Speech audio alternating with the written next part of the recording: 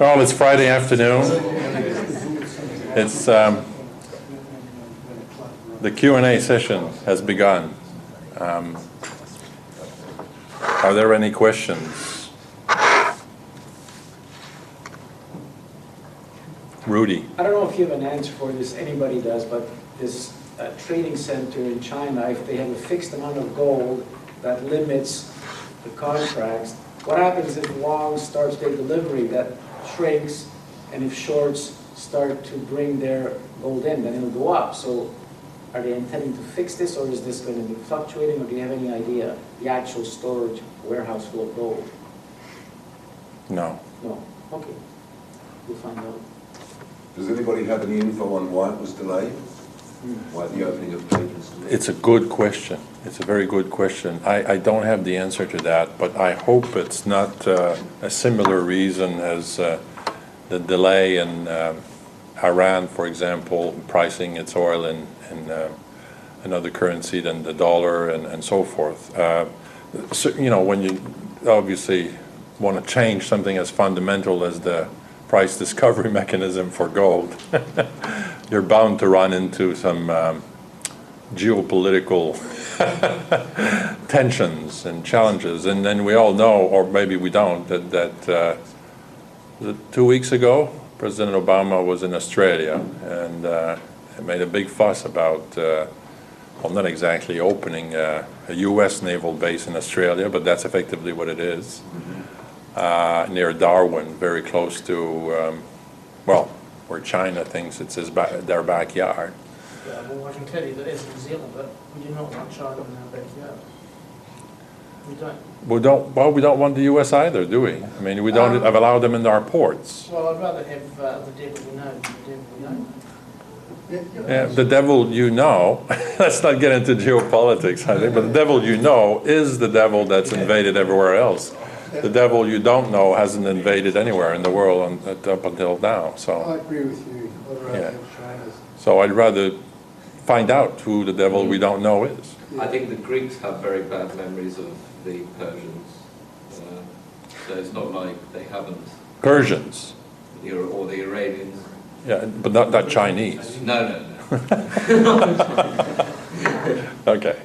So it's a good question. I don't know the answer to that. I know that when it was announced, it was meant to be this quarter, and not so long ago. And there's very little on their own website. The page as a website, there's very little information there. So keeping things close to their chest, I don't know.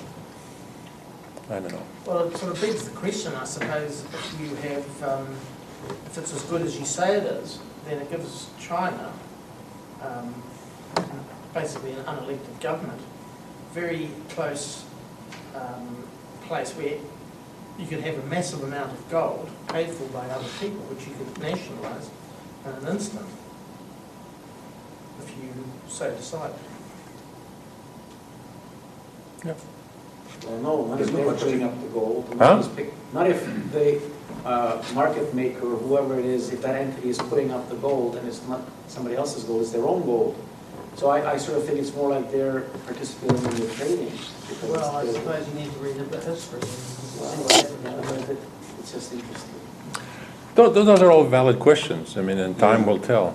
Philip? Just on that point, it's not wholly different, but it is Hong Kong, not China, as I understand it, which is operating. Is that incorrect? Is it? It's Hong Kong, not mainland China. No, it's mainland China. It is. It's absolutely mainland. It's the central party of China that's completely behind this. It's part of the 5-year plan, the 12th 5-year plan of China. And yeah, not Hong Kong. Yeah, that's right. Not Hong Kong at all. We didn't have time to talk about, you have a question? If you were in China, in part of the central bank, and you look at the world and you kind of see yourself as a creditor, well, they owe you money, Yeah. so you're not a creditor. The rest of the world is a net debtor to you. Yes. And you see the uncertain financial structures in which we've built our financial system. How would you adjust for it? Well, it's a good question. It's not something I've arrested my mind to at all, but I suppose I would, as the professor suggests, certainly be looking at opening the mint to gold and silver and making my currency, the renminbi, an international currency, a freely traded currency, and so forth. Those kinds of things, as opposed to being at the mercy of what is the current system, which is they have to accept dollars and they have to pay in dollars. And of course, China is more and more undertaking bilateral trade agreements for major materials they need, like oil and what have you, but thereby bypassing the need to use dollars to buy what they need. So that's a first step, and they're going to continue. Were they doing that with Russians? Russia, Venezuela, Korea. No, I think I was surprised Korea or an ally of the U.S. somewhere has. Well, New Zealand, I mean, they've got that deal going now with New Zealand with the renminbi. Well, New Zealand was the first free trade with China, but this is not free trade agreement on everything, or two countries free trade agreement. I'm talking about it's specific bilateral agreements that China comes to closing with another country like Venezuela for sourcing oil, and they do it really for the sole purpose. There may be other purposes, but to avoid having to exchange in dollars. Does anyone have any other comment on that? I mean, I can't see any other reason, because I mean, Venezuela is not the nearest oil supplier to China, but in that case, what's that do to the dollar when that becomes when people see that you can trade in the renminbi the same as you can trade in US dollars? Well, the US dollar is on the way out as a global reserve currency. It's not going to happen overnight. It's not going to happen without major conflicts or whatever. It's a privilege that is they're not likely to give away very easily. But it's I think countries like China fully recognize that.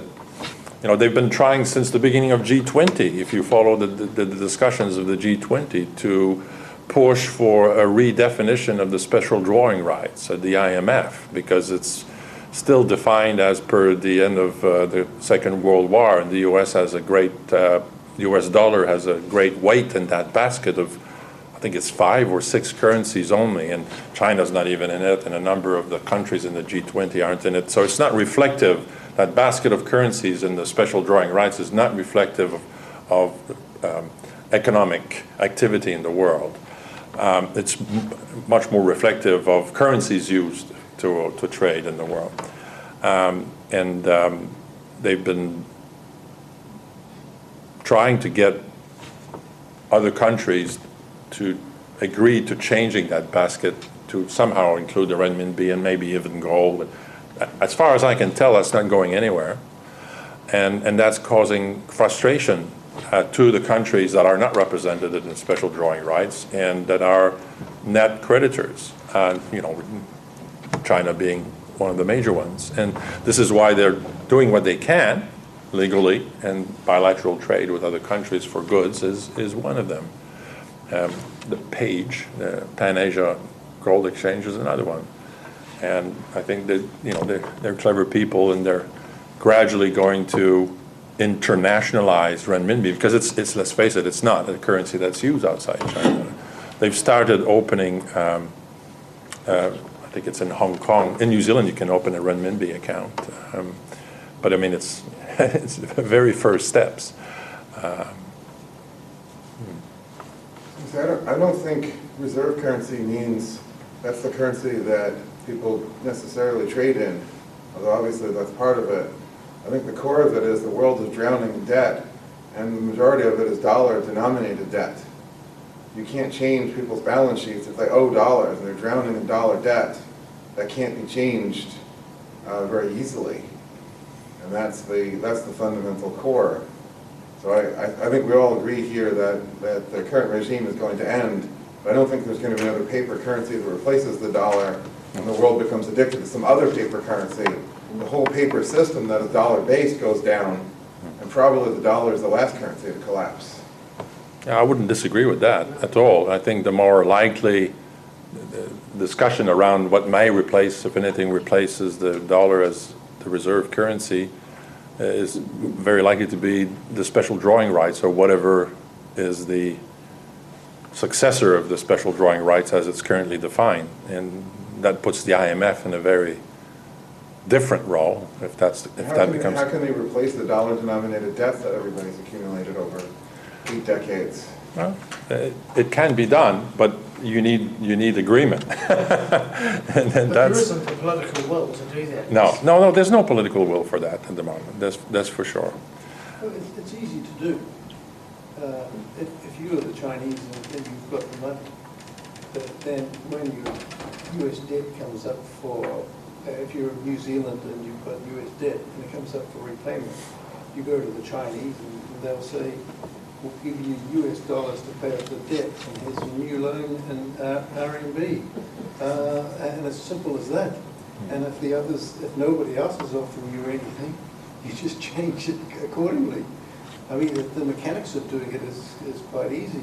It's just that anybody who's threatened to trade outside of US dollars, other than China, has got a...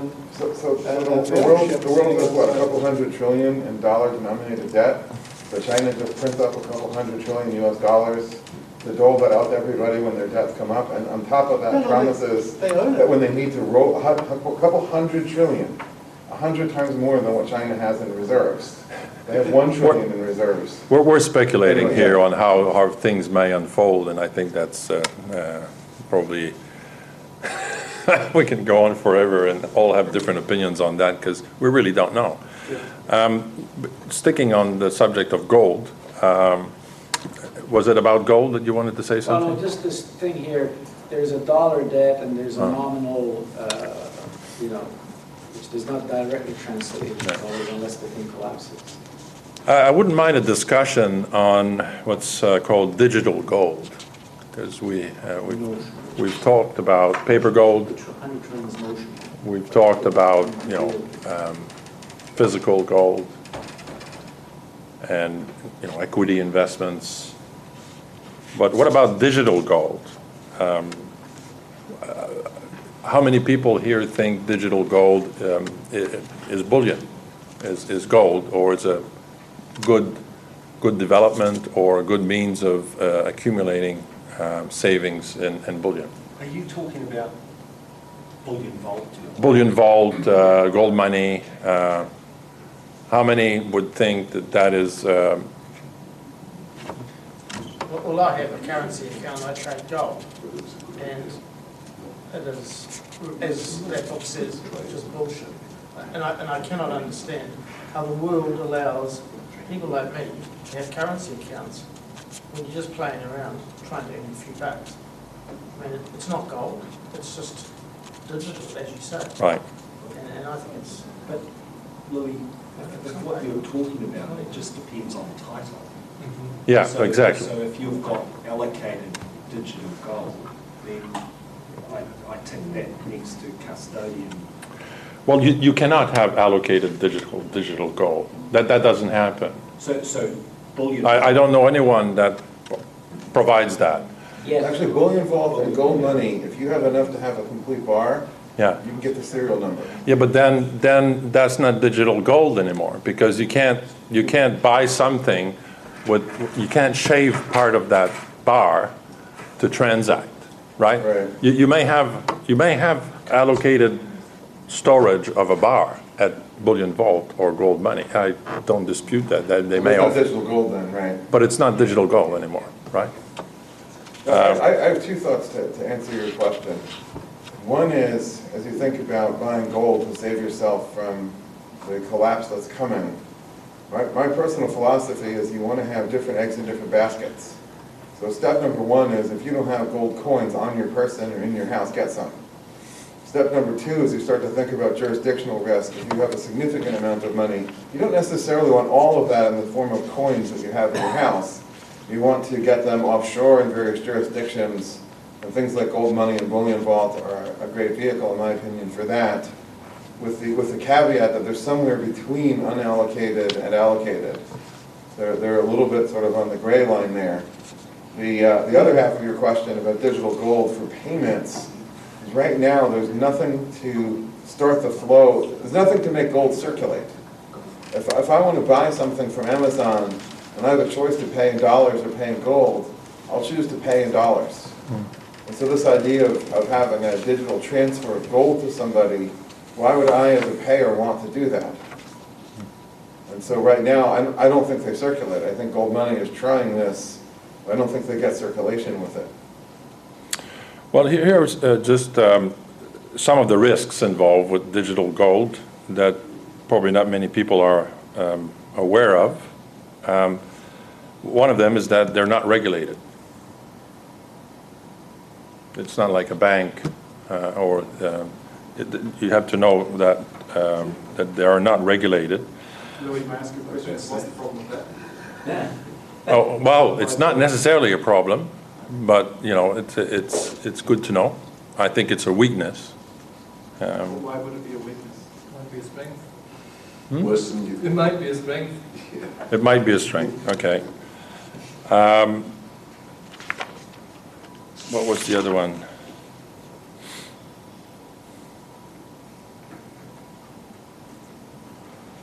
Oh, not necessarily. This does not necessarily apply only to digital gold, but private storage of bullion. One thing that is very important is that wherever you store your bullion, whether that's a digital gold organization or your own choice of private storage, the organization that stores it for you uses a certain space for that storage.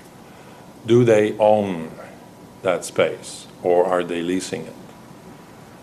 That is the last thing most people have on their minds. But it is fundamental, again, to not having counterparty risk, because as far as I know, private vaults are concerned, and I don't know about gold money or bullion vault, whether they just lease the space in a building somewhere or they own the space, but if you're a tenant and you miss a payment or something, the owner of the building has the right to appropriate the assets.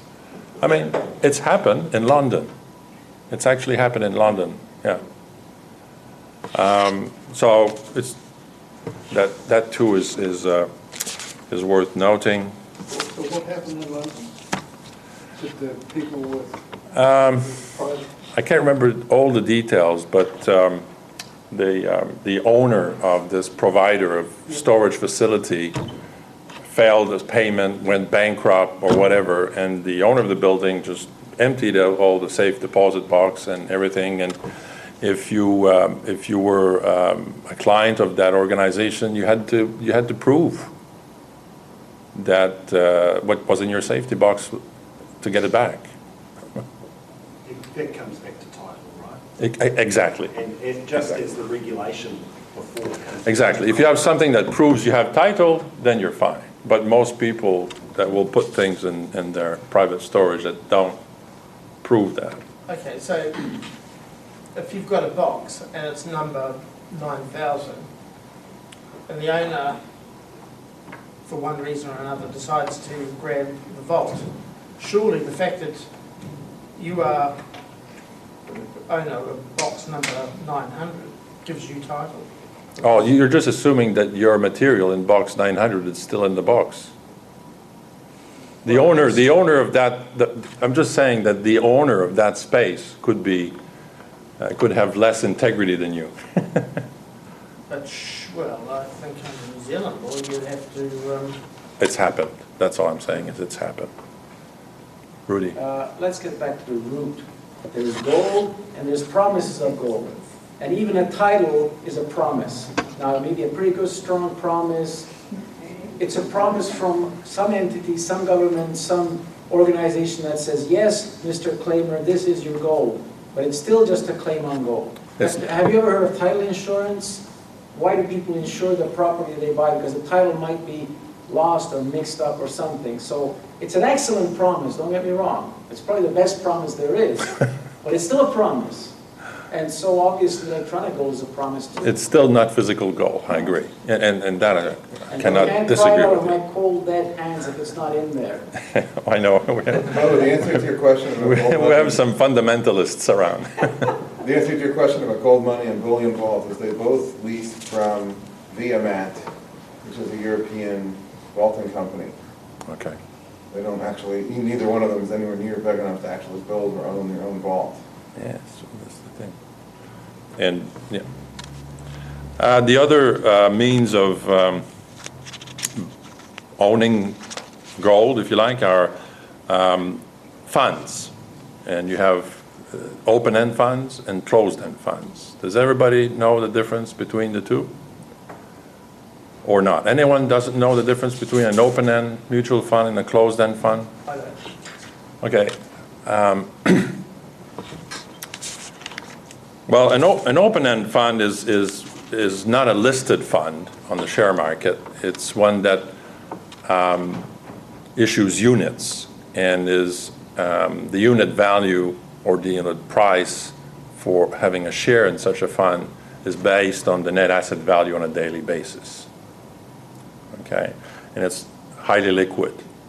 There's no premium or discount to the net asset value in buying shares in that fund. Whereas a closed-end fund, which is the majority of bullion funds out there, Sprott being one of them, central funds, right? They're closed-end funds, they issue shares, and the liquidity of such funds depends on the supply and demand for shares in the fund, as opposed to the liquidity of bullion. So that's why you end up with a premium or a discount to the net asset value of the fund when you buy shares in such a fund. Not saying one's better than the other, I'm saying they're different. They're different. If you're buying bullion, a bullion fund, and by the way, I don't know any other bullion fund than the BMG funds that have only bullion. Most gold funds have bullion and shares or bullion and something else, or it's very rare it's just the metal. But you have some closed funds and open funds. So it's worth looking into what kind of fund it is.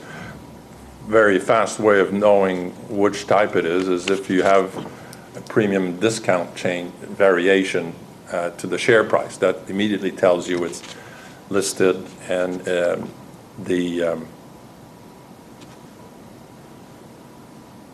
daily or price of the underlying asset will vary based on the demand and supply for that fund. I mean, you will have some closed-end fund that will have significant premium in times of difficulty of obtaining the metal, as has been the case in 2009 and 2010, 2008 or 2009. So is that clear for everyone? I just wanted to cover the whole ground of different means of owning bullion, and that was one I didn't have time to cover in the before Q&A session. That's about it. You had a question, Rudy? No, how does it, I understand what you're saying about the premium and so on, but what is open and closed supposed to mean? I think closed means the only buy something. It's the name given to those funds. Open-ended means that, hey, you want to invest in this fund, you send money to the manager of the fund, and they'll buy the bullion. Right away. Right away, at the price, the market price, okay? And it's open to business, you know, it's open, and you want to be redeemed, you're redeemed at the current price of. Gold in effect of the. Well, some funds allow you to redeem in bullion, some don't, but anyway, it's fully liquid, okay? Whereas closed-end funds have share issues. That's right. Right? They go to market, they say they're going to have an issuance of so much, and people bid for it, and you know, the price will fluctuate based on the demand and supply, and sometimes it might take them some time, especially in case of a bullion fund to obtain the metal. Yeah, closed means they have a certain amount of gold and that kind of sits there for quite a while, and then they add to it with a new issue and so on. Yeah. And there are other aspects that make closed-end funds quite a different beast to an open-end fund. I prefer open-ended funds. They're much more transparent and actually better regulated than closed-end funds. Historically, when there's been a run on the central bank on their gold reserves, is the same time as people have gone off the gold standard or changed the gold standard. When you started this conference, you put up a thing saying gold is now being moved from one country to the next. I think you had Venezuela or something. Just like to get some feedback on, you know, each country's got gold reserves. They're all secret, so nobody tells each other what they are. Some are central bank, some are not central bank. What's happening in gold in terms of moving it around between countries? Well, just about official reserves, just to take that subject, you have to go to the World Gold Council. That's the best source for official statistics on central banks' holdings. But it'll be what central banks report to be their holdings. Not all central banks report their holdings. That's a fact. So, and some central banks will report that they've sold or they've bought, and that's where that comes from. That there is a move of gold from the west to the east because central bankers have become net buyers of gold for their reserves, but those banks predominantly that do the buying are in the east. China, India, South Korea, and so forth. Russia. Russia's neither east or west. It's does that answer your question? I mean, that will be the movement of gold as far as central bank official holdings is concerned, but there's also private ownership of gold. There's a lot of movement of the metal in that space, but there's no statistics on that. And when there's a massive movement, it's not used by the Federal Reserve or by any other country at the moment. They're not on the gold standard. Why are they doing it? That's your question, right? Why do they worry about it? You can only speculate as to why. And my suspicion is that there are some secret talks among the G20 about a new monetary system.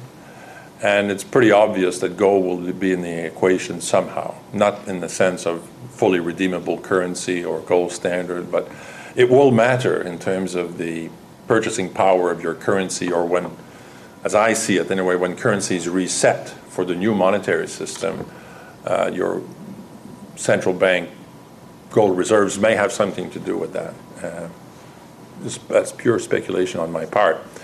But another reason is maybe that some of those countries have the intention of opening the mint, as the professor puts it, and or going back to some kind of backing of their currency. After all, there are countries that don't have any debt and that are accumulating gold, which is fairly interesting to watch. I'm thinking Russia and China in particular. Okay.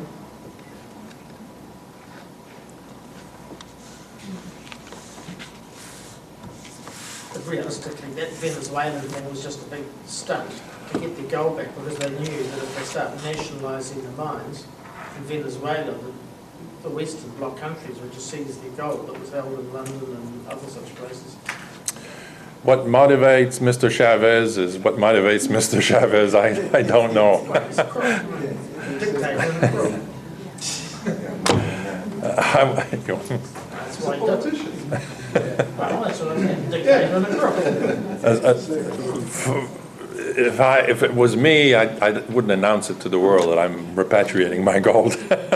I do it very quietly. Well, yeah, I agree. Especially if it has to go across the Atlantic, which the US Navy controls, you know.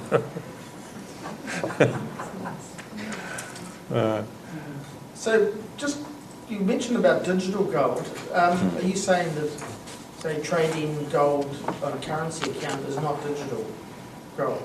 That's not what you were referring to? No. Oh, okay, I apologize.